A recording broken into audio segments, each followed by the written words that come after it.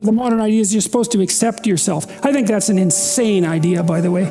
Really, I can't think of a more nihilistic idea than that you're already okay. It's like, no, you're not. And the reason you're not is because you could be way more than you are. And so what do you want to be? You want to be okay as you are?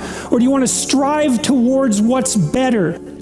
Human beings are insufficient in and of themselves and need the movement upward. And so they need to conceptualize something like the highest good and then to strive for that. You should love and feel good about the person you are now. And that's actually a dubious proposition for a variety of reasons. One is, whatever yourself is not only what you are. Yourself is also what you could become.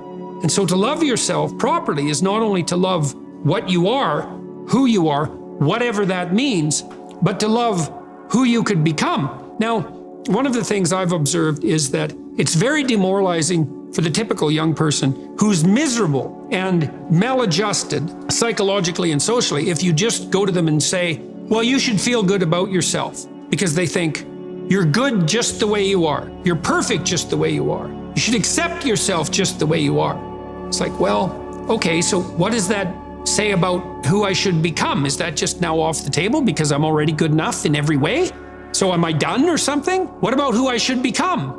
And then, well, how should I feel good about myself when I don't? Because I'm not getting along with myself. I'm anxious and hopeless and nihilistic and depressed, and I'm not getting along with other people. So how is it that that's all somehow something I should feel good about without being deluded?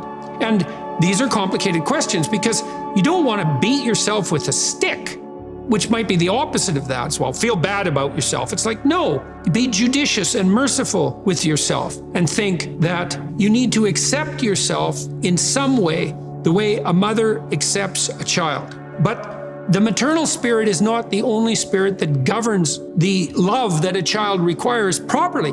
You have the paternal spirit of encouragement as well, which is, well, we need to shelter and protect you and to provide for your security the way you are, but you could be a lot better and should be, and I have faith that you could be, which is the love that I'm delivering to what you're becoming rather than what you are. And so love that you direct towards yourself is partly directed towards that maternal care that's sort of the minimum precondition for basic flourishing, combined with an attitude of encouragement towards the possibilities of your being. And so that's a much more sophisticated so-called self-love, partly because it's the kind of love that envisions you as something that unfolds across time. And it's a much richer conception because it also implies that there's a responsible adventure to your life. You're not all you could be, and there's pain in that. And there's the necessity for a certain amount of judgment about that, and even a certain amount of exclusion, because what you are that is insufficient in some sense should not be allowed to propagate further. But if it's conjoined with encouragement, it's like, yeah, you're in a rough situation there, kiddo, but, you know, here's some things about you that are virtuous and good, and they're pretty powerful, actually, and if you just made those more manifest, you could dispense with a lot of this immaturity and misery, and you could expand yourself out into life physically and psychologically, and you could start walking this pathway that makes things better. And the thing is that as soon as you start walking the pathway that makes things better, then things immediately become better because your whole orientation changes. And you know, if you're in a bad place but you're escaping, that's pretty positive, even if it's a bad place. And you might think, well, it's still bad, but it's better. It's like, well, that's a lot better than a bad place that's getting worse. That's for sure, because that's hell. Hell is a bad place that's getting worse. That's for sure. And so if you take the bad place and it's getting better, well, it's already not hell. That's a start.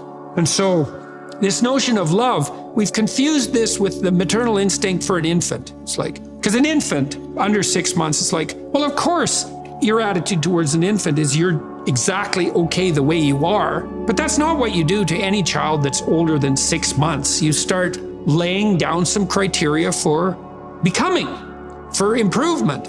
And some of that improvement, because we could define it, well, there's nothing more perfect than a child, than a baby. It's like, yeah, but that's not true if the baby's 14 years old, right? It's true if the baby's 6 months old and actually a baby, but by 9 months well, the child is going to start to interact socially. And now there's some principles that the child has to learn to abide by so that social interaction is optimized.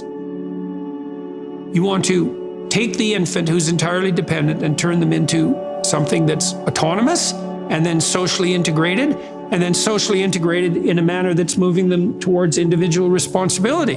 And the love is not only love that's devoted to what they are at any point, which is that encompassing maternal love, say, but the love that says, yeah, kid, we're pretty happy you're around, but the new you is going to even be better. And that's encouragement, and that's part of love. It's half of love, that's for sure. And you want to direct that to yourself as well. It's like, you don't want to judge who you are so harshly that you just destroy yourself and everything is cast into the pit. You want to take a look at yourself and say, look, you're a person among persons, and you have intrinsic worth, and you have your flaws, your sins, your domain of ignorance and inadequacy, but that doesn't mean that you're entirely worthless because of that. You have a base level value. That's the intrinsic worth, let's say, that's reflective of the fact that you're made in the divine image. In the most fundamental sense, you have intrinsic worth, and that's due a certain degree of baseline love. But there's the becoming problem. It's like, well, especially when you're young, most of you is still in the becoming phase. And so why wouldn't encouragement be the hallmark of love? It's like, get the hell up, get your act together, adopt some responsibility, put your life together, develop a vision, expand yourself beyond the narrow confines that are causing your misery. And we think you can do it.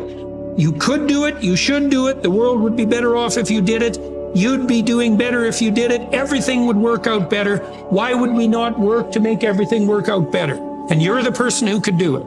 And you tell young people that, and they think, oh, no one ever told me that before in that way. And they think, well, maybe I should get my act together. And then they go out and try to get their act together. And they think, well, turned out that worked, and I'm less miserable. I could try doing it a little bit on a broader scale. And they try that, and they think, wow, people seem a lot happier with me. I have more friends, and I'm more popular, and I'm a little more physically attractive because I'm standing up a little bit straighter. And then away they go and unfold, man. Be a force for good in the world. And that'll be the adventure of your life. When you're getting ready in the morning, when you're working, or when you're simply looking to open your mind, download Mindset and listen to your favorite inspirational speeches of all time. Your brain is the most powerful weapon in the world.